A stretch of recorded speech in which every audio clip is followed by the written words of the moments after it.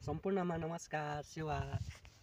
आज हामी ताप्लेजुङको यो एरिया चाहिँ अब यो तलको एरिया चाहिँ सुकेटार एयरपोर्ट भन्दो रहेछ। हाम्रो गन्तव्य चाहिँ जस हिजो हामी काठमाडौँबाट हिँडेर चाहिँ फिदिम कहाँ छोटो छोटो फिदिम चाहिँ धेरै टाढो यो हो, पल्लो छेउको डाँडा नि हो। आज हामी बिहान त्यहाँबाट चाहिँ यस्तो हुँदै हुँदै यो तलको चाहिँ चाहिँ यो तमर नदी भयो। यस्तो यस्तो हुँदै हुँदै हामी यो हाइटमा चढिरहेको छौँ। आज हाम्रो गन्तव्य चाहिँ आजको चाहिँ यहाँ फेदीदेखि माथिल्लो फेदी सेकेन्ड फेदीमा गएर चाहिँ हामी बसोबास गर्छौँ। अनि साथै माथि एक्ज्याक्टली हामीलाई पनि थाहा छैन यो पाथी भाडा मन्दिर चाहिँ यो डाँडाको हो कि त्यो डाँडा हौ देखिरहेछ नि हामीले गरे हौ होइन। यो अनुमानित फेरि पनि खान सक्छ। त्यही डाँडा त्यो मुन्नी फेदतिर गएर बसेर हामी भोलि बिहानै आज पनि हामी यो तल फेदीबाट चाहिँ हाम्रो यो साधन राखेर हिँडेर चाहिँ हामी मतलब भनौँ न सेकेन्ड फेदीसम्म मतलब फेदी पुग्छौँ। अनि त्यहाँ बस्छौँ। त्यहाँ बसेपछि हामी भोलि बिहानै उठेर भनौँ तल फेदीबाट हिँडेर 2 घन्टा चाहिँ हिँड्नै पर्ने रहेछ आजको यात्रा पनि साधन बाइक। अनि त्यहाँबाट हामी भोलि 3 घन्टा हिँडेर चाहिँ हामी माथि यात्रा गर्दैछौँ। जस हामीलाई रमाइलो हुँदैछ हैन, रमाइलो भइरहेछ। किनभने हिजो भनौँ यात्रा त हामीले लगभग 600 किलोमिटर नै हामीले यात्रा गरिसक्यौँ। तर रमाइलो भएको छ। भन्छन् यो एरिया चाहिँ अब हामीले चाहिँ पाथी भाडा मातालाई त्यहाँबाट चाहिँ यो एरिया यहाँको हिमालयन ऊ चाहिँ के कुम्भकर्ण भन्दो रहेछ होइन।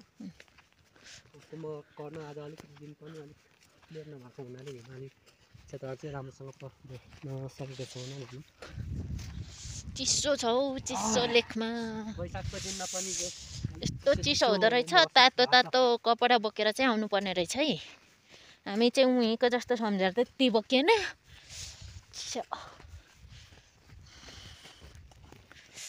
आमामामा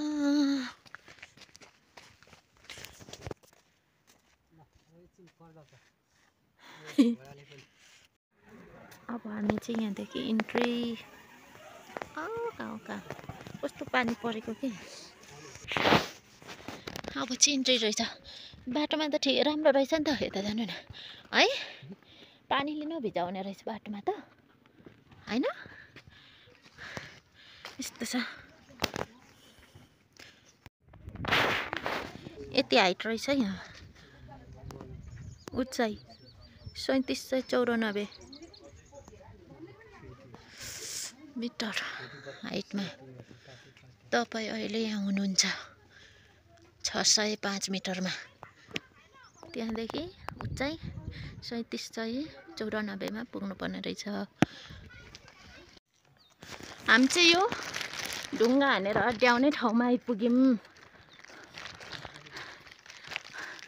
कति मान्छेले अड्याइसकेछ। ल हजुरले पनि अड्याउनु।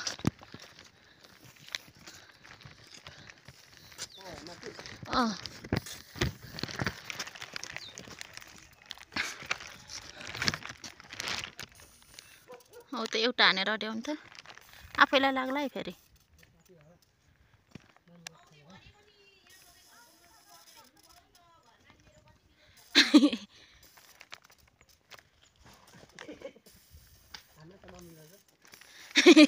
त्यो उसले हान्नु मिल्यो, म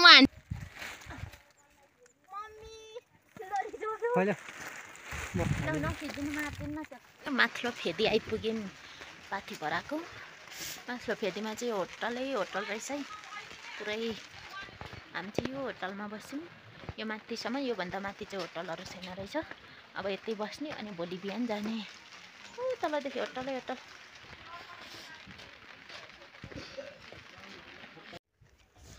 ताप्लेजुङ चाहिँ यहाँ यो तल्ल हो। यहाँदेखि चाहिँ माथि निस्किँदा यो चाहिँ सुकेटार एयरपोर्ट है। त्यहाँदेखि चाहिँ सिधा यता आएर कच्ची बाटो। आमामा यस्तो अप्ठ्यारो पनि बाइकमा।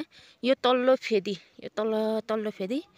फेदीदेखि हामी 1.5 घन्टा उकालो हिँडेर त्यहाँ बाइक छोडेर हिँडेर हामी यो माथिल्लो फेदीमा यहाँ आइपुग्यौँ। यहाँ होटलहरू रहेछ देख्न सक्नुहुन्छ पुरै।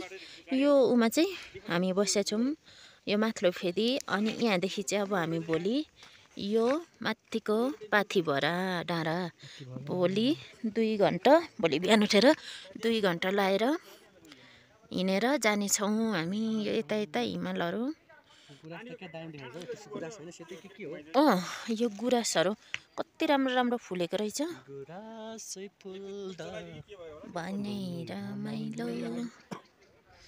ल यता मलाई पनि भिडियोमा क्याप्चर गर्नु त कस्तो रमाइलो छ है। रमाइलो रमाइलो रमाइलो रमाइलो छ। के छ यात्रा टाढो भए पनि तिमीलाई रमाइलो लागिरहेछ है यात्रा टाढो रमाइलो लाग्छ? एकदम एक्साइटेड रमाइलो इनर्जी आइरहेछ हौ। जाडो भयो भने उधो उधो चाहिँ गर्मी भएर पुरा ज्याकेट नबोकेको त यहाँ आउँदा त थुरुरु हुँदो रहेछ। त्यही पनि पाथी ठिकै छ। पाथी भाडा माताले जे शक्ति दियो जस्तो चाहिँ मान्छ न त। खोटाङ जाँदा पनि त्यो अब के अरे 250 किलो जाँदा नि चाहिँ म त मरे भनेर 1-2 दिन नै थन्किने मान्छे आज जुन काठमाडौँबाट यता कति राम्रो त गुराँस फुलेको त पाथी भाडा मिनिमम पनि 600 किलोमिटर रहेछ। 600 किलोमिटरमा पनि एकदम यो मान्छे भनौँ उत्तिकै एक्साइटिङ हुँदा चाहिँ जस पाथी भाडा माताले नै शक्ति प्रदान गरेको हो कि भन्ने एउटा मलाई महसुस भएको छ।